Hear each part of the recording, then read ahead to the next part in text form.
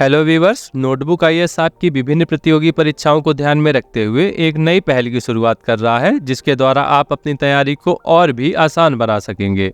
हमारी यह पहल एनसीईआरटी तथा महत्वपूर्ण स्टैंडर्ड बुक जैसे कि लक्ष्मीकांत, स्पेक्ट्रम आदि पर आधारित होगी, जो ह्यूमैनिटीज के विभिन्न विषयों पर अध्यायवर प्रकाश डालेगी। इसी पहल में आज का पहला टॉपिक है भारत, विश्व का सबसे बड़ा लिखित संविधान।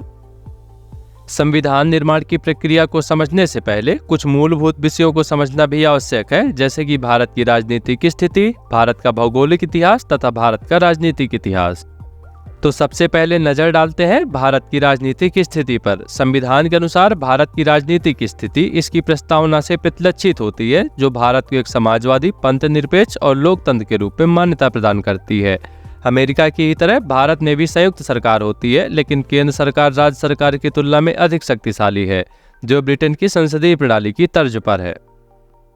अब जान लेते हैं भारत का भौगोलिक इतिहास। स्वतंत्रता से पहले भारत 2500 मील पूर्व से पश्चिम तथा 2000 मील उत्तर से दक्षिण तक फैला हुआ था। यह 6000 मील भूभाग सीमा तथा 5000 मील समुद्री सीमा का 20 लाख वर्ग मील क्षेत्रफल रखता था, जो अमेरिका का 2/3 व इंग्लैंड से 20 गुना बड़ा था। 1947 के बाद देश के विभाजन से इसका क्षेत्रफल 1/3 कम हुआ है, फिर भी यह एक विशाल देश है और वर्तमान में इसका क्षेत्रफल 32,87,263 वर्ग किलोमीटर है, जिसमें 28 राज्य और 8 केंद्र शासित प्रदेश हैं। अब नजर डालते हैं भारत के राजनीतिक इतिहास पर। प्राचीन भारत की यह स्थिति थी कि वह एक छत्र शासक के अंतर्गत न रहकर विभिन्न छोटे छोटे राज्यों में विभाजित रहा था। यह स्थिति उस समय और भी बढ़ी जब इन राज्यों ने मित्रता और एकता न रहकर आपसी कलह और मतभेद बढ़ते रहे। बाद में कुछ बड़े राज्यों भी अस्तित्व में आए। इनके बीच पारस्परिक संबंध थे, एक दूसरे के साथ शांति, व्यापार, सम्मेलन और सूचना लाने ले जाने आदि कार्यों की पूर्ति के लिए राजा दूतों का उपयोग करते थे। इसी क्रम में मौर्य तथा गुप्तों के शासनकाल में भारत एक बृहद साम्राज्य के रूप में फला फूला। ईसा पश्चात तुर्कों तथा मुगलों तथा अनेक छोटे छोटे राजाओं ने भी भारत में शासन किया। कंपनी के शासन तथा उसके पश्चात ब्रिटिश ताज के अधीन भारत का शासन चलता रहा। अंततः 15 अगस्त 1947 को भारत एक कठिन संघर्ष यात्रा के बाद आजाद हुआ।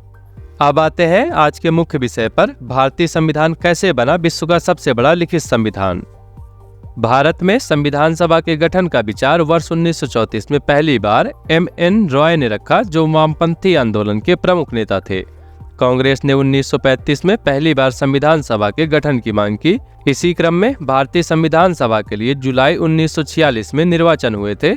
संविधान सभा के लिए चुनाव जुलाई अगस्त 1946 में हुआ। संविधान सभा की पहली बैठक 9 दिसंबर 1946 को हुई थी। इसके तत्काल बाद देश 2 भागों में, भारत और पाकिस्तान में बंट गया। संविधान सभा भी 2 हिस्सों में बंट गई, भारत की संविधान सभा तथा पाकिस्तान की संविधान सभा। संविधान सभा का गठन कैबिनेट मिशन 1946 योजना के तहत हुआ था। भारतीय संविधान लिखने वाली सभा में 299 सदस्य थे, जिसके अध्यक्ष डॉक्टर राजेंद्र प्रसाद थे।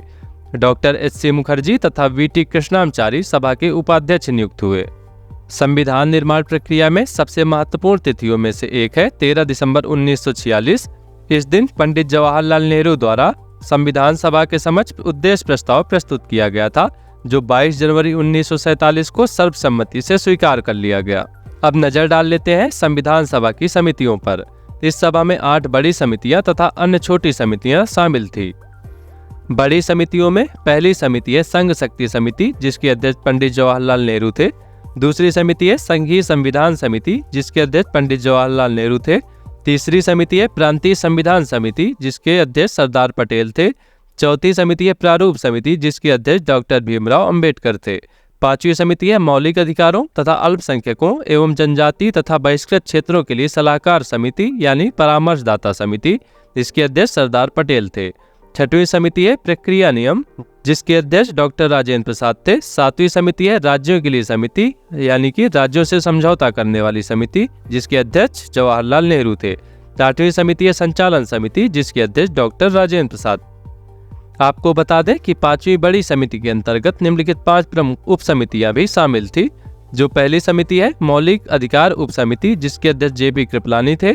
दूसरी समिति है अल्पसंख्यक उप समिति, जिसके अध्यक्ष H.C. मुखर्जी थे। तीसरी समिति है उत्तर पूर्व सीमांत जनजातीय क्षेत्र यानी असम को छोड़कर तथा आंशिक रूप से छोड़े गए क्षेत्र के लिए उप समिति, जिसके अध्यक्ष गोपीनाथ बोदोलाई थे। चौथी समिति है छोड़े गए एवं आंशिक रूप से छोड़े गए क्षेत्रों यानी असम में सिंचित क्षेत्रों के अलावा के लिए उप समिति, इसके अध्यक्ष एवी ठक्कर थे। और पांचवी समिति है उत्तर पश्चिम फ्रंटियर जनजाति क्षेत्र उप समिति। चलिए जान लेते हैं छोटी समितियों के बारे में। वित्त एवं कर्मचारी स्टाफ समिति, इसके अध्यक्ष डॉक्टर राजेंद्र प्रसाद थे। प्रत्यापक यानी केंद्रीय समिति, इसके अध्यक्ष अल्लादी कृष्णा स्वामी अय्यर थे।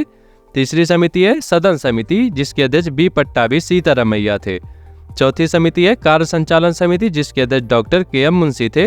और पांचवी समिति है राष्ट्रध्वज संबंधी तदर्थ समिति, जिसके अध्यक्ष डॉक्टर राजेंद्र प्रसाद थे। इसके अतिरिक्त संविधान सभा में अन्य कई छोटी समितियां भी शामिल थी। संविधान निर्माताओं ने 60 से भी अधिक देशों का अध्ययन किया और उनके संविधान के महत्वपूर्ण हिस्सों को भारतीय संविधान में शामिल किया। भारतीय संविधान निर्माताओं ने ऑस्ट्रेलिया के संविधान से प्रस्तावना की भाषा, समवर्ती सूची का प्रावधान, केंद्र एवं राज्य के बीच संबंध तथा शक्तियों का विभाजन, व्यापार, वाणिज्य और संसद के दोनों सदनों की संयुक्त बैठक को लिया। गणतंत्रात्मक और प्रस्तावना में स्वतंत्रता, समता, बंधुता के आदर्श का सिद्धांत फ्रांस से लिया गया है। विधि द्वारा स्थापित प्रक्रिया को जापान से लिया गया है। संविधान संशोधन की प्रक्रिया का प्रावधान, राज्यसभा में सदस्यों का निर्वाचन दक्षिण अफ्रीका के संविधान से लिया गया है। वहीं अमेरिकी संविधान से मूल अधिकार तथा प्रस्तावना को शामिल किया गया है। राज्य के नीति निर्देशक तत्व की अवधारणा आयरलैंड के संविधान के अनुच्छेद 45 से आई है। वहीं मौलिक कर्तव्यों का विचार रूस के संविधान से प्रेरित है। अब जान लेते हैं संविधान निर्माण के बारे में। संविधान सभा ने 2 वर्ष 11 माह 18 दिन में 11 बैठकें आयोजित की और लगभग 60 देशों के संविधान का अवलोकन किया तथा इसके प्रारूप पर 114 दिनों तक विचार हुआ। संविधान निर्माण में कुल 64 लाख रुपए का खर्च आया। संविधान निर्माण की प्रक्रिया पूर्ण करते हुए 26 नवंबर 1949 को संविधान सभा द्वारा विश्व का सबसे बड़ा लिखित संविधान बनकर तैयार किया गया। संविधान सभा की अंतिम बैठक 24 जनवरी 1950 को संपन्न हुई। अंततः 26 जनवरी 1950 को यह संविधान देश को समर्पित कर दिया गया। भारतीय संविधान निर्माण के समय मूल संविधान में केवल 395 अनुच्छेद थे, जो 22 भागों में विभाजित थे और केवल 8 अनुसूचियां थी। वर्तमान में भारतीय संविधान में कुल 470 अनुच्छेद हैं तथा 12 अनुसूचियां हैं और ये 25 भागों में विभाजित हैं।